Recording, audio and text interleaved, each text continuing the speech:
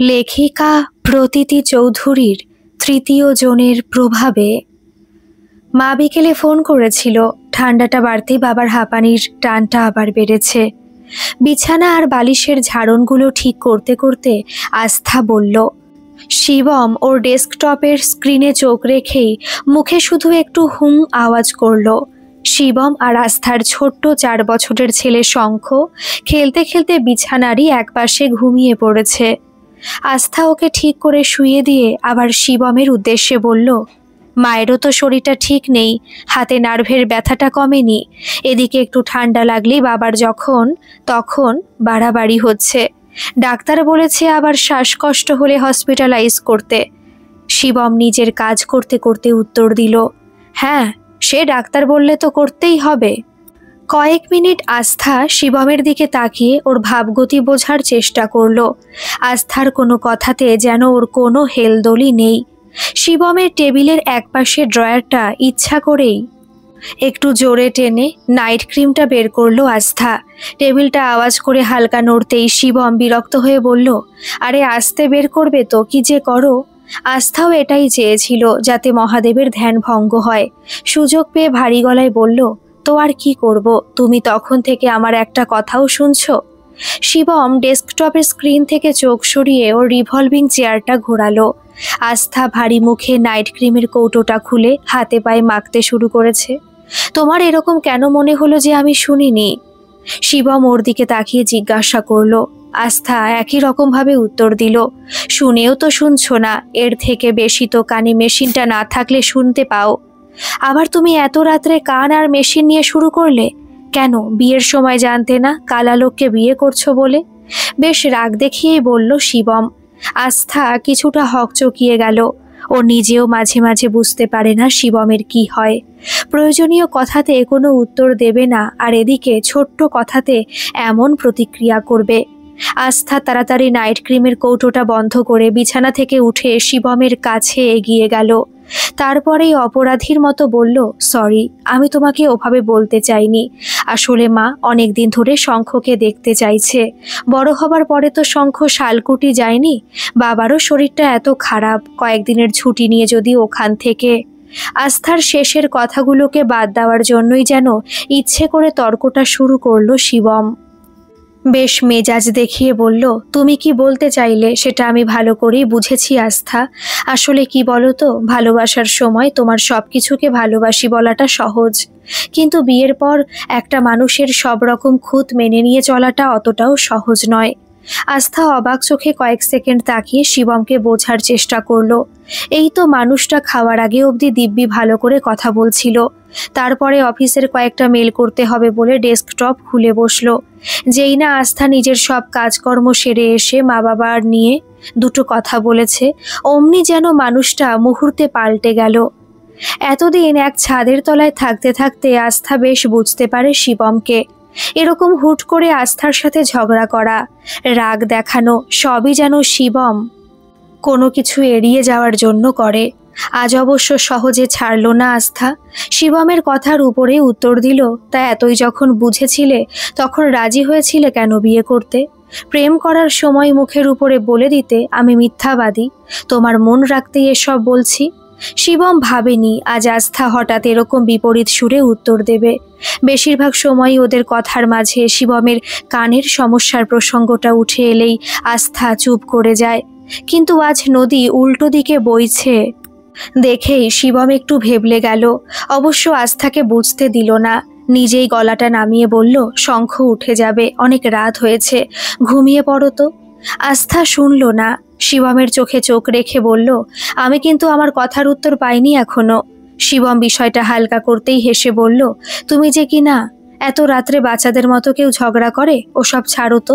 তুমি কি বলেছ, আমি কি বলিনি, সেসব তো আর ফিরে আসবে না।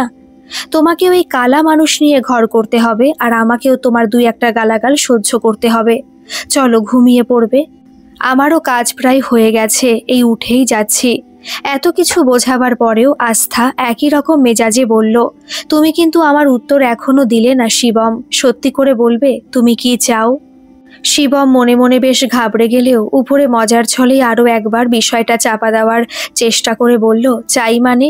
মুক্তি চাইলেই কি তুমি দিয়ে দেবে? আর মুক্তি নিয়েই বা কোথায় যাব? গলায় যখন একবার ঝুলিয়েই ফেলেছি। আস্থার ওর দিকে কটমট করে তাকিয়ে থাকা দেখেই রসিকতাটা আর টেনে নিয়ে যাওয়ার সাহস হলো না শিবমের। একটা ঢোক গিলে ভয়ে ভয়ে বলল, মানে এমন করে দেখছো? ডিভোর্সের প্ল্যান আছে নাকি? না মানে নতুন কেউ যদি? শিবমের কথাটা শেষ হওয়ার আগেই চেঁচিয়ে উঠল আস্থা, মেরে ফেলতে পারো তো আমাকে। এভাবে সবার কাছে একটু একটু করে বদনামের ভাগী না করে একেবারেই মেরে ফেলো না।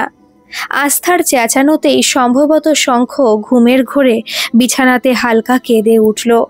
আস্থার দিকে এক পলক তাকিয়েই শিবম চেয়ার ছেড়ে উঠে গিয়ে শঙ্খর মাথায় হাত রেখে বলল, না বেটা, কিচ্ছু হয়নি, এই তো আমরা এখানেই আছি, তুমি ঘুমিয়ে পড়ো। শিবম ছেলের মাথায় হাত বুলোতে রইল, আর এদিকে আস্থা একইভাবে বিছানার একপাশে ভারী মেজাজে বসে রইল। শঙ্খ একটু শান্ত হতেই শিবম আবার আস্থাকে বুঝিয়ে বলার চেষ্টা করলো, এত রাত্রে কেন এসব আস্থা? তুমি জানো অশান্তি আমার ভালো লাগে না, তারপরেও? তোমার ভালো লাগে না তো কি আমার ভালো লাগে? ছলছলে চোখে ঘুরে তাকালো আস্থা। শঙ্খ ঘুমিয়ে গেছিল। শিবম আস্থার পাশে এসে বসলো, শান্তভাবে ওকে বলল, শোনো না, আমরা কাল সকালে কথা বলবো। এমনিতেও কদিন অফিসে খুব চাপ যাচ্ছে, মাথার ঠিক নেই, একটু না ঘুমোলে? আর ওদিকে মা বাবা, ওনারা কেমন আছে সেই নিয়ে তোমার কি একটুও চিন্তা হয় না শিবম? শিবম দীর্ঘশ্বাস ফেলে বলল, তুমি তো আছো, টাকা পয়সা যা লাগবে পাঠিয়ে দাও। আস্থা বিরক্ত গলায় উত্তর দিল, হ্যাঁ, খারাপ হওয়ার জন্য তো শুধু আমিই আছি। বারবার মুখের উপরে বলে দেব শিবমের অনেক কাজ, সে ভীষণ ব্যস্ত, তার শালকুটি যাওয়ার সময় নেই, তাই আমরাও যেতে পারবো না। তো কথাটা তো মিথ্যে নয়, জানো তো কেমন চাপে থাকি সারাদিন, ভালো করে শঙ্খরই খবর নিতে পারি না। আর ওদের। শিবমের কথা শুনে আস্থা ওর মুখের দিকে কিছুক্ষণ অবাক হয়ে তাকিয়ে রইল, তারপরে ধীর গলায় বলল, ওনারা তোমার আপনজন শিবম, তোমার নিজের বাবা মা। শিবম কি যেন এক অভিমানে উত্তর দিল, সেই জন্যই তো তোমাকে বলছি, যাতে ওদের অসুবিধা না হয় সেই ব্যবস্থা করো। শুভম তো আছে ওখানে, বাবার ডাক্তার পথ্যে যা খরচ হচ্ছে এই মাসে আলাদা করে পাঠিয়ে দাও। আরও কিছু যে বলবে আস্থা, সেই সুযোগ না দিয়ে শিবম ডেস্কটপটা বন্ধ করে ওর ট্যাবটা নিয়ে পাশের ঘরে চলে গেল। আজ পিসি শাশুড়ি ফোন করেছিল আস্থাকে, তারপর থেকে ওর মনটা আরও বেশি ভারী। কারো কাছে শিবমেরও দোষ দিতে পারে না, আর নিজের অবস্থাটাও শিবমকে বুঝিয়ে বলতে পারে না। আস্থার হয়েছে যত জ্বালা, শালকুটির সবাই যে ওকেই বেশি খারাপ ভাবে সেও জানে আস্থা। নিজের মনে বিড়বিড় করছিল, আজ আসুক শিবম, ওকে একটা কিছু ঠিক করে বলতেই হবে। এভাবে আর কত বদনামের ভাগী হব আমি, লোকের আর কি। দেবতার দর্শন তো জোটে না, সামনে পেয়ে ঘন্টার মতো আমাকেই বাজিয়ে দেয়। শঙ্খ আস্থার পাশে বসেই খেলছিল, শুনতে পেয়ে ঠোঁট ফুলিয়ে ওর মাকে বলল, বাবাকে একদম বকবে না তুমি, শুধু বাবার সাথে ঝগড়া করো না। আমি এবার ডোডোকে বলে দেব, দেখবে তোমাকে কেমন বকবে। হেসে ফেললো আস্থা। শঙ্খর মাথার চুলগুলো নেড়ে দিয়ে বলল, তাই বুঝি, ডোডো আমাকে কেমন করে বকবে? শঙ্খ ওর বড় ব্যাটারি দেওয়া পুতুলটার মতো মাথা নেড়ে বলল, আপ আপ। আস্থা জানে সারাদিন শঙ্খ ওর কাছে থাকলেও বাবা তার বেশি প্রিয়, আর হবে নাই বা কেন? শিবমও যে ছেলে বলতে পাগল। আস্থা যদি ওর সামনে কখনো একটু বকাবকি করেছে শঙ্খকে, তো সাথে সাথে শিবম তাকে কোলে নিয়ে বলবে, ওর এখন বোঝার মতো কি বয়সটা হয়েছে যে তুমি বকছো? দুষ্টুমি করার বয়সে একটু দুষ্টুমি করবে না? আস্থার ভীষণ অবাক লাগে শিবমকে দেখে, যার ছেলেটা প্রতিটা ব্যাপারে এত ধৈর্য, সে যে কিভাবে নিজের বাবা মায়ের প্রতি এত উদাসীন। নিজের অজান্তে বুকের ভেতরটা কেঁপে ওঠে আস্থার। কাল যদি শঙ্খ ওদের প্রতি এরকম উদাসীন হয়, ওরা পারবে তো সহ্য করতে? আস্থার যদিও ছোটর থেকে না পাওয়াটাই অনেক বেশি, দাঁতে দাঁত চেপে হয়তো সবটা মেনে নেবে, কিন্তু ছেলে অন্তঃপ্রাণ শিবমের। কি হবে? পিসিমা অবধি ফোন করে আমাকেই কথা শোনান, আমি নাকি শালকুটি যেতে চাই না, তোমাকে এখানে বেঁধে রেখেছি। আস্থার কথাটা একটুও সিরিয়াসলি নিল না শিবম। অফিসের ব্যাগটা আর শার্টটা খুলে রেখে হাসতে হাসতে বলল, বেঁধে রেখেছ? তা জিজ্ঞাসা করলে না, কি দিয়ে বেঁধে রেখেছ, দড়ি না শিকল? আস্থা ঝাঁজ দেখিয়ে বলল, কেন দড়ি শিকল কেন হতে যাবে? শালকুটির সবাই তো ভাবে আমি তোমাকে মন্ত্র দিয়ে বশীভূত করেছি। না হলে বছরের পরে বছর ঘুরে যায়, তোমার নিজের মা বাবাকে দেখতে ইচ্ছে করে না? হঠাৎ করেই শিবম যেন কেমন রুক্ষ স্বরে বলল, না, ইচ্ছে করে না, হয়েছে। হা করে দাঁড়িয়ে রইল আস্থা। তোয়ালেটা ওর সামনে দিয়ে হাত বাড়িয়ে টেনে নিয়ে বাথরুমে ঢুকলো শিবম। আস্থা জানে এখন চেঁচিয়েও লাভ নেই, এমনিতেও স্নানের সময় কানের মেশিন খুলে রাখে শিবম। বাথরুমে জলের আওয়াজে কিছুই শুনতে পাবে না, বাইরে দাঁড়িয়ে অপেক্ষা করতে লাগলো। শিবমের বেশ কিছু আচরণ ওর মাথার মধ্যে কিছুতেই ঢোকে না। একবার তো অনেকদিন আগে আস্থা জিজ্ঞাসাও করে ফেলেছিল, তুমি কি ওদের নিজের ছেলে নও? সে এক কাণ্ড। তারপর তো শিবম হাসতে হাসতে অস্থির। শেষে জন্ম সার্টিফিকেট বের করে আস্থার সামনে ফেলে বলেছিল, এই যে দেখো, তোমার বর শুধু কানেই কম শোনে, আর কোনো খুঁত নেই। মানে ওসব দত্তক পুত্র দয়ার পাত্রে স্ট্যাম্প মারা নেই। আস্থার মুখটা কেমনই যেন শুকিয়ে গেছিল। প্রথমে শিবম নিজেও বুঝতে পারেনি অজান্তে আস্থাকেই ও আঘাত করে ফেলেছে। পরে যখন বুঝেছিল তখন অবশ্য ওর হাতে ধরেই সরিও বলেছিল। শিবম স্নান করে বেরোতেই গম্ভীরভাবে আস্থা বলল, আমার তোমার সাথে কিছু কথা আছে শিবম, প্লিজ এড়িয়ে যেও না, একটু শোনো। শিবম মনে হয় আগেই বুঝেছিল আস্থা কিছু বলার জন্যই অপেক্ষা করছে, তাই ইচ্ছা করেই কানের মেশিনটা বাথরুমে খুলে রেখে বেরিয়েছিল। আস্থার দিকে তাকিয়ে হালকা হেসে নিজের কানটার দিকে ইশারা করে বলল, নেই এখন, পরে শুনছি, চার্জ দিতে হবে। শিবমের একের পর এক কাণ্ড দেখে আস্থার মাথাটা আরো গরম হয়ে যাচ্ছিল। ইচ্ছে করছিল নিজেরই মাথাটা এবার দেওয়ালে ঠুকতে।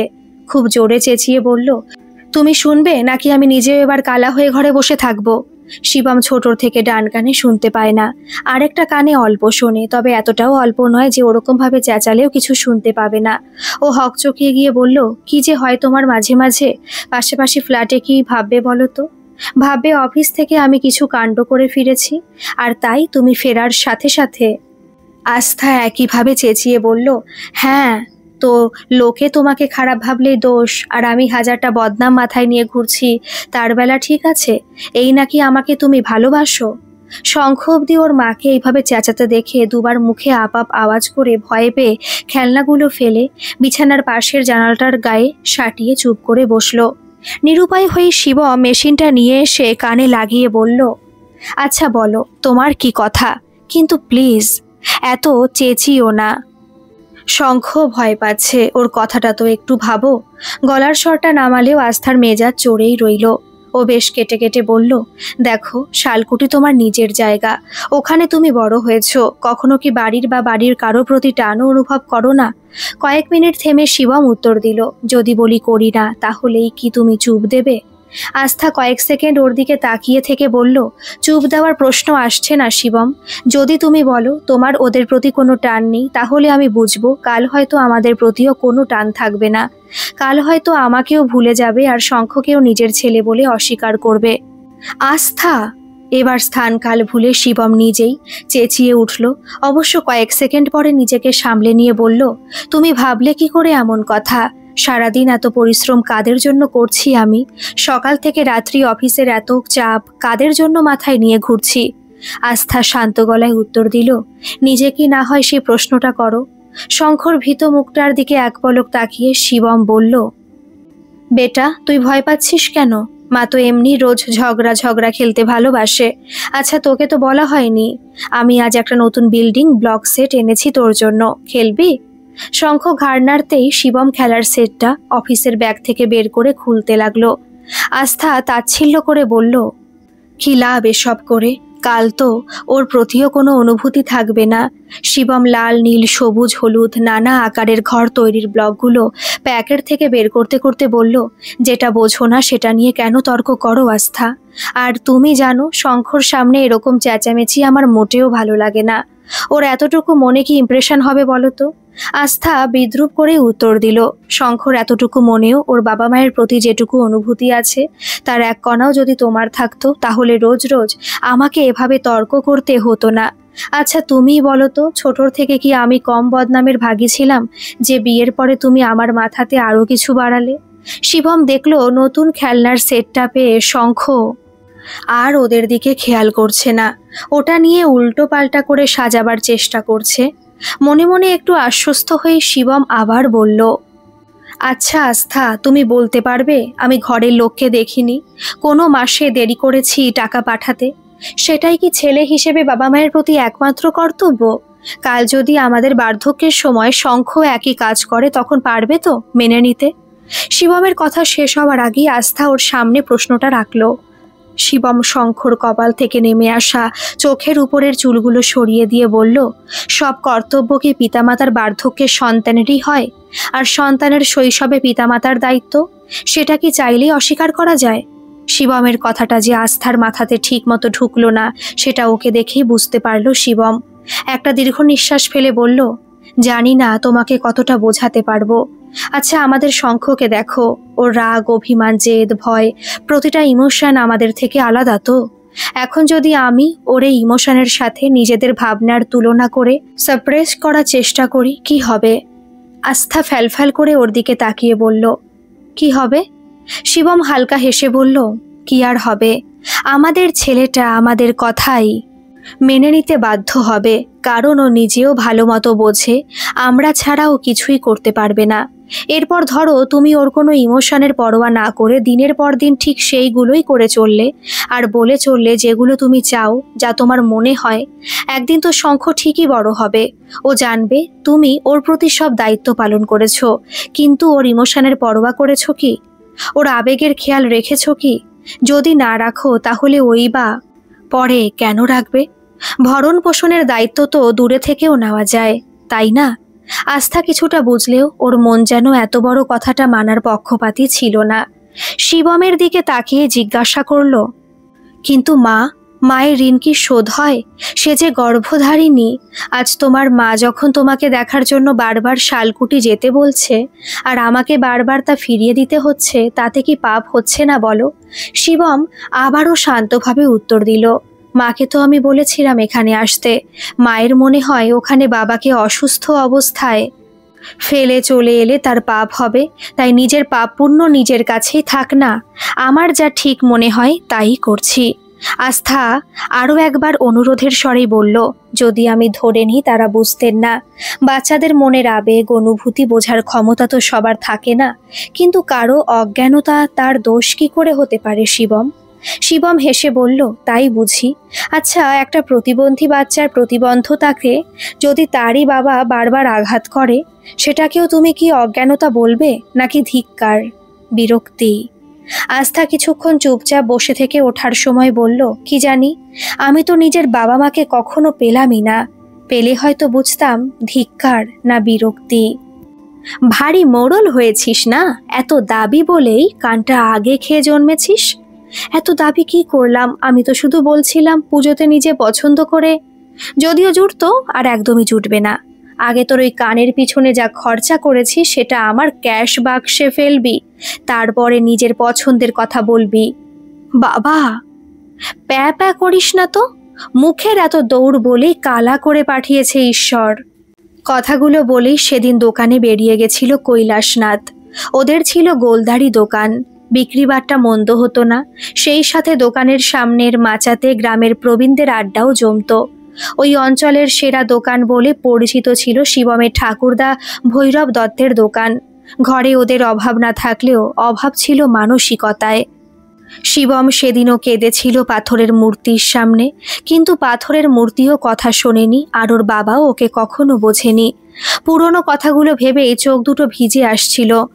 একটা দিনের জন্য মানুষটা যদি ওর সাথে ভালো করে কথা বলতো, পরীক্ষাতে সেকেন্ড হলে বলতো ফার্স্ট তো আর হতে পারিসনি, আর ফার্স্ট হলে বলতো অমন রেজাল্টে কি হবে, কালা ছেলেকে আর চাকুরি কে দেবে। নিজের প্রতিবন্ধকতাটা নিজে ভুলে থাকতে চাইলেও সবচেয়ে আগে খোঁটা দিয়ে যে মনে করাতো সে ছিল ওর বাবা। আলোর সুইচটা অন করতেই চোখ দুটো মুছবার চেষ্টা করলো শিবম। অবশ্য আস্থার কাছে সেটা আড়াল হলো না। শিবমের পাশে গিয়ে বসে বলল, কি জানো তো শিবম, সবসময় আমাদের সামনের মানুষটাও দায়ী থাকে না। পারিপার্শ্বিক পরিস্থিতি, মানুষজন। কোন মানুষজন আস্থা, যারা কখনো কোনোদিন সাহায্য করতে আসবে না, শুধু সমালোচনা করবে? আসলে আমাদের সোসাইটির মধ্যে নিজস্ব কিছু ধারণা গেঁথে আছে আস্থা। বৃদ্ধ বাবা মা গ্রামের বাড়িতে থাকে, শহরে ছেলে চাকরি করছে, বিয়ে করে সংসার করছে, তার মানে সে ভিলেন। শিবমই আস্থার বাকি কথাটা সম্পূর্ণ করে দিল। আস্থা অবশ্য সবটা শুনে শুধুই একটু হাসল। তারপর বড় একটা শ্বাস ভিতরে টেনে নিয়ে বলল, শেষটা মনে হয় ঠিক বললে না। ছেলের থেকেও ছেলের বউই আমাদের সমাজে বেশি দোষী। ছেলেকে খুব বেশি হলে বউয়ের হাতের পুতুল ভেবে মার্জনা করে দেয়। কিন্তু তুমি কি শঙ্কর জেঠুর কথাগুলো মনে করেই? শিবমের কথাটা শেষ হওয়ার আগেই আস্থা বলল, আজ জেঠু ঘরে এসে শুনিয়ে গেল বলে হয়তো তুমি ভাবছো, কিন্তু এই কলঙ্ক তো আজকের নয়। বিয়ের আগে নিজের ঘরে শুনতাম বাবা মাকে খেয়েছি, তোমার সাথে বিয়ে হবার পরে শুনলাম তোমাকে বাবা মায়ের থেকে আলাদা করেছি। চিন্তা করো না, একদিন ঠিক অভ্যেস হয়ে যাবে। কথাটা বলেই আস্থা টেবিলে টুকটাক জিনিসপত্রগুলো গুছিয়ে রাখতে শুরু করলো। শিবম ওর দিকে তাকিয়ে ভাবতে লাগলো, সত্যি আস্থার তো কোনো দোষ নেই, তবুও প্রথম থেকে ওকেই বেশি শুনতে হয়। শিবম না হয় নিজের পুরনো সব যন্ত্রণা, অভিমান, ক্ষত থেকে সরে থাকতে বাইরে আছে। সারাদিন অফিস আর দিনের শেষে পুত্রকে নিয়ে দিব্যি তার কাটে। কিন্তু আস্থা, ও যে পারেনি সবাইকে এড়িয়ে যেতে। ছেলেবেলায় যদি শিবমকে বারবার নিজের বাবার কাছে কান খেয়ে জন্মানোর কটূক্তি শুনতে হয়েছে, তো আস্থাকেও তো কম শুনতে হয়নি। নিজের বাবা মায়ের মৃত্যুর জন্য তাকেও তো দোষী বলে শুনতে হয়েছে। ওই যে আমাদের সমাজের সমালোচনা, তার থেকে নিস্তার কে কবে পেয়েছে? আস্থা আনমনেই বলল, হসপিটালে ভর্তি আছেন বাবা, আজও যদি দেখতে না যাও সারা জীবনই হয়তো এই অপবাদ কপালে দাগ হয়ে থাকবে। তাছাড়া কে বলতে পারে, মানুষটা হয়তো অনুতাপের জ্বালা থেকেই শঙ্কর জেঠুকে। আস্থার কথার ইঙ্গিতটা বুঝতে অসুবিধা হলো না শিবমের। শিবম অতীতের স্মৃতি ঘেটে বলতে লাগলো, তুমি বাবাকে চেনো না তাই বলছো, বাবার অনেক পুরনো অভ্যেস এসব। কখনো যেই মানুষটা নিজের দোষ দেখতে পায় না, আজ সে হসপিটালের বিছানায় শুয়ে কি অনুতপ্ত হবে জানো আস্থা? ছোটবেলায় বাবার পকেটে প্রায় বিড়ির বান্ডিল, লাইটার পেতাম। বাবাকে নিজের চোখেও অনেকবার স্মোক করতে দেখেছিলাম। এদিকে স্কুল থেকে ফিরতে একটু দেরি হলে বাবা বকুনি দিয়ে বলতো আমি নাকি তাঁতিপাড়ার বড় ছেলেদের সাথে মিশছি, ওদের দলে যোগ দিয়ে নেশা পান করছি। রোজই আমি বলতাম এরকম কিছু করিনি। কোনোদিন হয়তো স্কুল ছুটির পরে একটু বেশি খেলেছি, অথবা প্রাইমারি স্কুলের স্যারদের সাথে দেখা করতে গেছি, সে কথাই বাবাকে বলতাম। কিন্তু বাবা আমার কথা শুনতেই চাইতো না। এর ওর নাম করে বলতো তারা নাকি দেখেছে আমাকে তাঁতিপাড়ার কোনো ছেলের সাথে, তারা নাকি দেখেছে আমাকে নেশা করতে। একদিন খুব রাগ হয়েছিল, মুখের উপরে বলে দিয়েছিলাম আমিও তো দেখেছি তুমি নেশা করো, তোমার পকেটে বিড়ি থাকে। অমনি বাবা আর কোনো তর্কে না গিয়ে সোজা পিঠে দুমদাম বসিয়ে দিয়েছিল।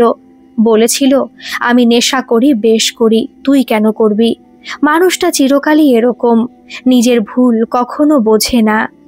আস্থা সব শুনে কিছুক্ষণ নীরব থেকে বলল, আসলে কি জানো তো শিবম, দুজনের মাঝে তৃতীয়জন প্রভাব বিস্তার করলে সেই সম্পর্কের জটিলতা কোনোদিন কমে না, বাড়তেই থাকে।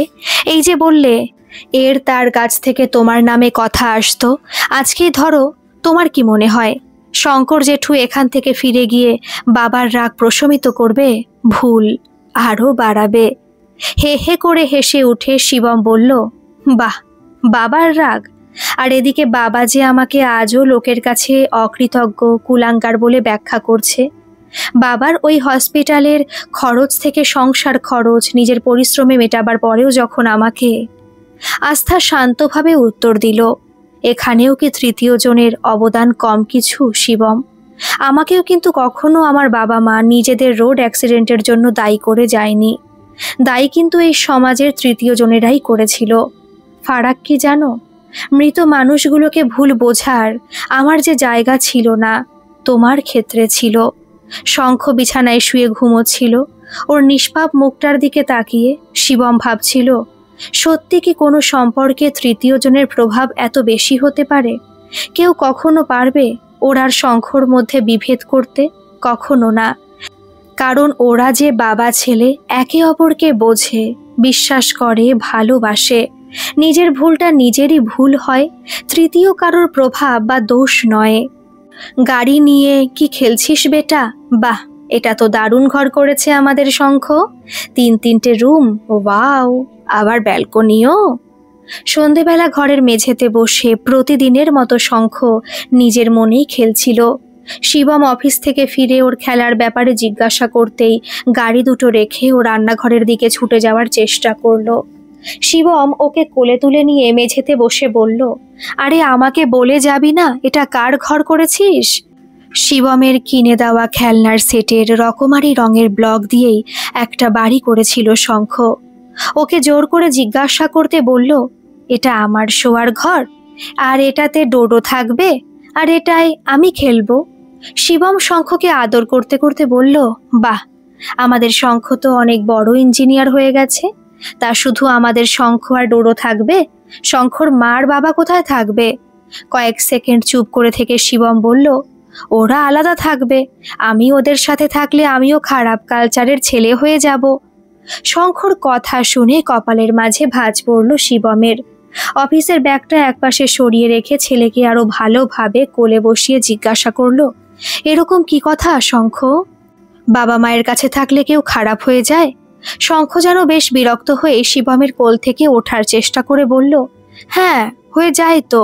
নিতা আন্টি পিকুনকে ওই জন্য আমার সাথে খেলতে বারণ করেছে, বলেছে তোমরা খারাপ, তোমাদের খারাপ কালচার। হালকা একটু বকুনি দিয়ে শিবম বলল, ছি শঙ্খ, এরকম বলতে নেই। পিকুনের হয়তো শরীর খারাপ ছিল, তাই আন্টি খেলতে মানা করেছে। দুদিকে ঘাড় নেড়ে শঙ্খ বলল, না, পিকুন তিতলি সবারই শরীর ঠিক আছে, কিন্তু আমার সাথে ওরা খেলেনি। তোমরা খারাপ, তাই আমিও খারাপ কালচার হয়ে গেছি। কালচার মানে কি বাবা? শিবম সাথে সাথে ডাক দিল, আস্থা। আস্থা, এই শঙ্খ এসব কি বলছে? তুমি আজ ওকে লিলি গার্ডেন পার্কে নিয়ে যাওনি? আস্থা রান্নাঘরের কাজ ফেলে এসে বলল, আমি তো মিসেস সেনের সাথে কথা বলছিলাম, ওরা নিজেদের মধ্যে খেলছিল। ফিরে এসে অবশ্য আমাকেও শঙ্খ। শিবম মাথা গরম করে চেঁচিয়ে উঠে বলল, বাহ, ছেলেকে নিয়ে গিয়ে পার্কে ছেড়ে দিলেই বুঝি তোমার দায়িত্ব শেষ হয়ে যায়? ছেলেকে কে কি বলল, ছেলে কার কাছে কি শিখলো, সেটা আর দেখার প্রয়োজন নেই? আস্থা কিছুটা হকচকিয়ে গিয়ে বলল, কি করব আমি? শঙ্খ খেলতে খেলতে ফিরে এসে কাঁদতে কাঁদতে বলল, পিকুনরা আমার সাথে খেলবে না বলেছে। আমি প্রথমে তেমন কিছু বুঝতে পারিনি, ভাবলাম হাতে পায়ে কোথাও চোট লেগেছে। সন্ধ্যাও হয়ে এসেছিল, তাই চলে এসেছিলাম। পরে ও আমাকে বলছে নিতা নাকি পিকুনকে বারণ করেছে ওর সাথে খেলতে, বলেছে আমরা খারাপ, আর শঙ্খর সাথে খেললে তার ছেলেও।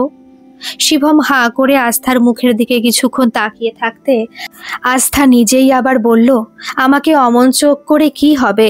কাল সকালে শঙ্কর জেঠু প্রথমে তো নিতার সাথে নিচে ওনার দেখা হয়েছিল। নিতাই তো আমাদের নাম বলতে উপরে নিয়ে এসেছিল। হতে পারে রাগের চোটে তখনই ওকেও কিছু উল্টোপাল্টা। শিবম নিজের মাথাতে হাত দিয়ে বসে বিড়বিড় করতে লাগলো, দেখলে হলো তো, এসব ওই লোকটার প্ল্যান। আসলে হসপিটালের বিছানাতে শুয়েও ছটফট করছে, গাল মন্দ করেও শান্তি হচ্ছে না, তাই আমার সংসারে আগুন লাগাতে শঙ্কর জেঠুকে পাঠিয়েছিল। আসলে শালকুটিতে বদনাম করলে যে এই অবধি আসছে না, দায়িত্ব নিয়ে এখানে আমার বদনাম করতে হবে না? শঙ্খ আবার হঠাৎ করে জিজ্ঞাসা করলো, বাবা কালচার মানে কি? আমরা খারাপ কালচার? শিবমের মাথা গরম ছিল। এই প্রথমবারও ছেলের গায়ে হাত তুলতে গিয়েও কোনো রকমের সামলে নিয়ে বলল, যা তুই এখান থেকে যা, ওই ঘরে গিয়ে খেলতো। শঙ্খর মায়ের কাছে টুকটাক বকুনি খেলেও বাবার কাছে কখনো খায়নি, তাই প্রথমবার ধমক খেয়েই কয়েক সেকেন্ডের জন্য হকচকিয়ে গিয়ে ভ্যা করে কেঁদে উঠল। আস্থা শঙ্খকে কোলে নিয়ে ভোলাতে ভোলাতে শিবমকে বলতে লাগলো, তুমি তো বলতে ছেলের সামনে তর্ক করো না, ঝগড়া করো না, আর নিজেই ছেলের কাছে। শিবম দু হাতে নিজের মাথাটা চেপে ধরে বলতে লাগলো, ওই মানুষটা বেঁচে থাকতে আমাকে কখনো শান্তি দেবে না আস্থা, আর তুমি ওকে দেখতে যাওয়ার কথা বলছিলে। আস্থা একটু জোর দিয়েই বলল, কাণ্ডটা ঘটিয়ে গেছে শঙ্কর জেঠু, বাবা তো নয়। বারবার অসুস্থ মানুষটাকে কেন টেনে আনছো? শিবম চেঁচিয়ে বলতে লাগলো, না আস্থা, বাবার জন্যই এসব। তার যদি নিজের বড় ছেলের প্রতি কোনোদিন এতটুকু ভরসা, বিশ্বাস, ভালোবাসা থাকতো, তাহলে কি এরকমভাবে তৃতীয় কেউ সাহস পেত? বাবার মদতেই তো যত সব উটকো লোকে চিরকাল। শঙ্খ কেঁদে কেঁদে ততক্ষণে ওর মায়ের গলা জড়িয়ে ধরে বলতে শুরু করেছে, বাবার সাথে তুমি ঝগড়া করলে আমি আর ডোডোকে বলবো না তোমাকে বকার জন্য। বাবা খুব খারাপ, নিতা আন্টিও ঠিকই বলেছে, তুমি বাবাকে অনেক বকবে, বাবা খুব খারাপ কালচার। হা করে শিবম ওর একরত্তি ছেলের মুখের দিকে তাকিয়েছিল। যেই ছেলে তার বাবাকে এতই ভালোবাসতো যে মাকেও বাবার হয়ে বকুনি দিত। বাবা মায়ের মধ্যে ঝগড়া হলে ভাবতো মা ঝগড়া খেলছে। সে একদিনের মধ্যে এতটা অবিশ্বাস করতে পারে শিবমকেও কল্পনা করেনি। আস্থা হালকা হেসে বলল, এবার বুঝতে পারছো শিবম, তৃতীয় জনের প্রভাব। এখন তুমি ওকে যতই বকুনি দিয়ে বোঝাবার চেষ্টা করবে ও তত তোমাকে ভুল বুঝবে, আর দূরে সরিয়ে রাখলে দূরত্ব আরও বাড়বে। শিবম আস্থার দিকে তাকিয়ে বলল, কি এসব আস্থা? কি করে হয়ে গেল? ওই যে আমাদের ঘরে চেঁচামেচি হলেও যেমন তুমি ভাবো লোকে কি ভাববে, আমিও সারাদিন বলি লোকে তো আমাকেই খারাপ ভাবে। এই লোকেরাই সব কিছুর মূলে। সব সম্পর্ক বিষাক্ত করার জন্য তৃতীয় জনই দায়ী হয়। এতদিনে কি বাবাকে মনে পড়েছে, নাকি লোকের কথা শুনে চক্ষু লজ্জায় পড়ে আসা? বিছানায় শুয়েও কৈলাসনাথ দত্ত ওনার রাশভারী মেজাজ হারাননি। ভাব বাচ্চে ছেলের দিকে প্রশ্নটা ছুড়ে দিলেন। শিবম ভেবেছিল বাবা যখন হসপিটাল থেকে শালকুটি ভালোভাবে ফিরে এসেছে, চুপচাপ দেখা করেও ফিরে যাবে, কিন্তু বাবার কথাতেই শিবমেরও মেজাজ চড়ে গেল। ভারী গলায় বলল, কি করব? তুমি যদি লোক পাঠিয়ে আমার চক্ষু লজ্জার ব্যবস্থা করে দাও। কৈলাসনাথ দত্ত আবারও ঝাঁজের সাথে বললেন, তোর আশা না আসার পরোয়া আমি করিনি। শুভম তো ছিল আমার সাথে, তবে শঙ্কর জেঠুকে পাঠিয়ে ওখানেও আমার জীবনটা অতিষ্ঠ না করে তুললে হচ্ছিল না। তোমার জ্বালাতেই তো এই শালকুটি আশা ছেড়েছিলাম, এবার কি পৃথিবী ছাড়ব? শিবম রাগটা ভিতরে আর ধরে রাখতে পারল না। শিবমের মা সরমা সুন্দরী দেবী একবার ছেলেকে শান্ত করার চেষ্টা করলেন, কিন্তু কেউ তো কম নয়। আস্থা অবশ্য কিছু বলেনি, চুপচাপ শঙ্খকে কোলে নিয়ে সামনেই দাঁড়িয়েছিল। কৈলাসনাথ মাথাটা বালিশ থেকে তুলে বললেন, এই কুলাঙ্গারটাকে তোমরা কি জন্য আসতে বলেছ? আমাকে উত্তেজিত করে মেরে ফেলার জন্য? সরমা সুন্দরী দেবী ব্যস্ত হয়ে বললেন, আহ, তুমি এত উত্তেজিত বা হচ্ছ কেন? শিবম অবশ্য চুপ করেনি। কৈলাসনাথের প্রশ্নের সাথে সাথে উত্তর দিল, সাত করে এখানে আসিনি। নিজে তো আর সন্তানকে কখনো বুঝলে না। আমি এখানে শঙ্খর জন্য এসেছি, ওর কাছে তোমার মতো অশ্রদ্ধার পাত্র হতে চাই না বলেই। তুই খুব জানিস কি দায়িত্ব আর কি কর্তব্য? তাহলে অনেক আগে বুড়ো বাপটাকে দেখতে আসতিস। রাগে গনগন করতে করতে কৈলাসনাথ বললেন।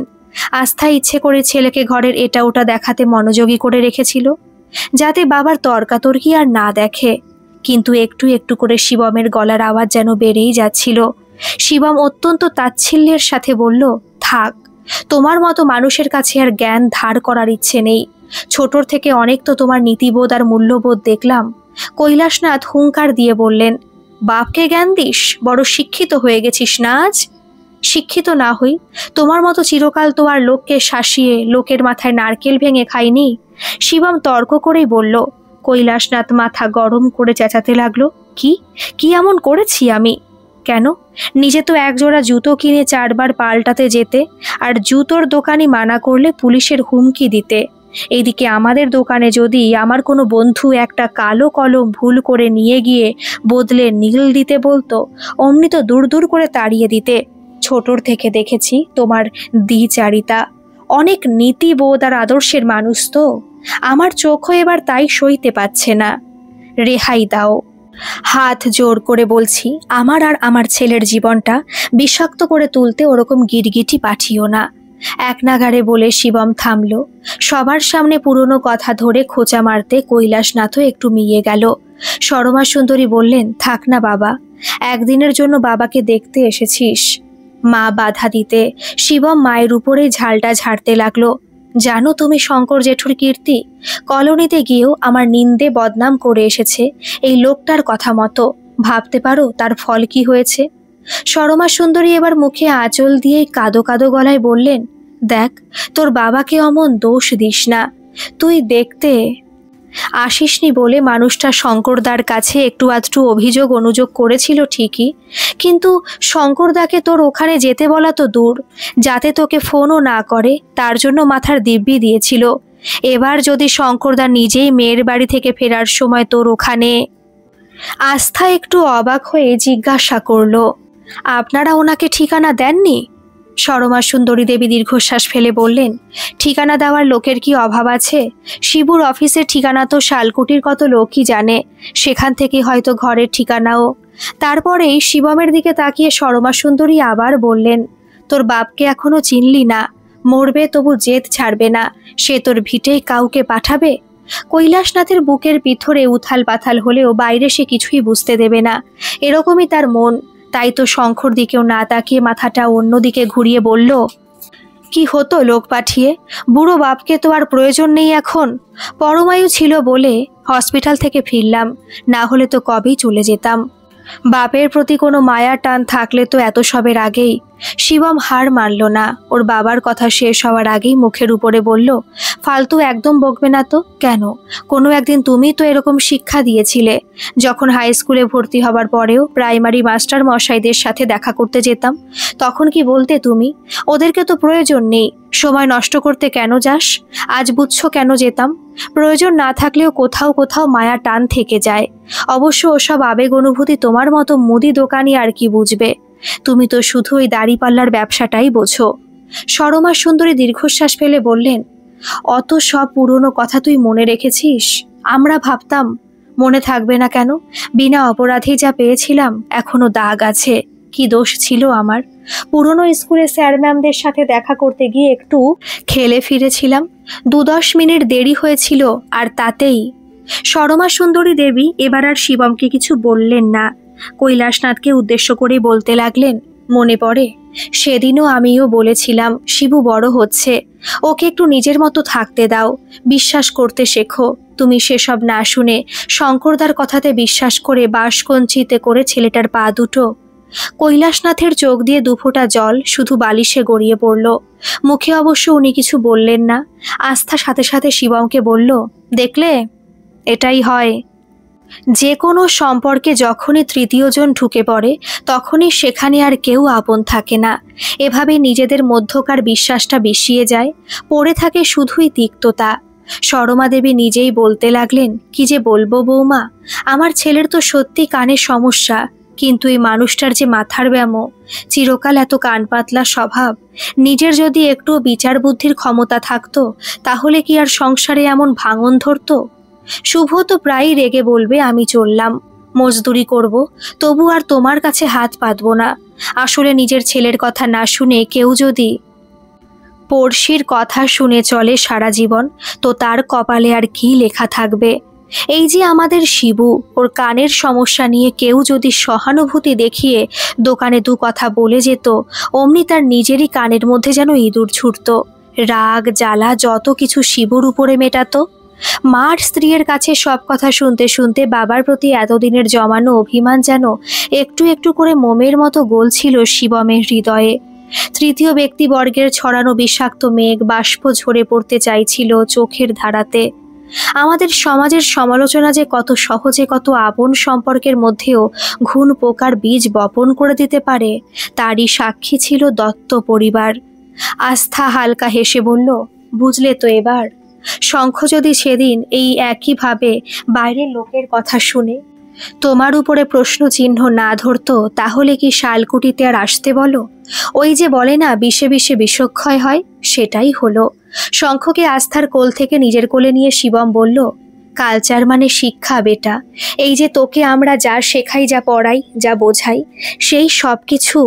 শঙ্খ কি যেন ভেবে বলল, তাহলে কালচার খারাপ কি করে হয়?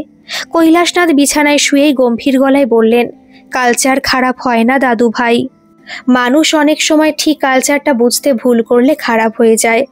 শঙ্খর মাথাতে হাত রেখে আস্থা বলল, এই হচ্ছে তোমার দাদুন আর এই হলো তোমার ঠাম্মি, বুঝলে? আর একটা কাকু আছে উপরে। শঙ্খ সাথে সাথে শিবমের দিকে ঘুরে বলল, এই রে, তাহলে তো আরো বড় ঘর করতে হবে বাবা। ওই রকম ঘর তৈরি ব্লক সেট আরো 2টো, না 5টা আনবে। আমি, ডোডো, মা, তুমি, দাদুন, ঠাম্মি, কাকু, অনেকের ঘর করতে হবে তো একসাথে। শিবম হেসে শঙ্খর গাল দুটো একসাথে ধরে বলল, সেই তো সেই তো, শঙ্খ আমাদের কত বড় ইঞ্জিনিয়ার। গল্পটি কেমন লাগলো অবশ্যই কমেন্ট করে জানাবেন, আর ভালো লাগলে একটা সাবস্ক্রাইব করে আমার পাশে থাকবেন। ধন্যবাদ।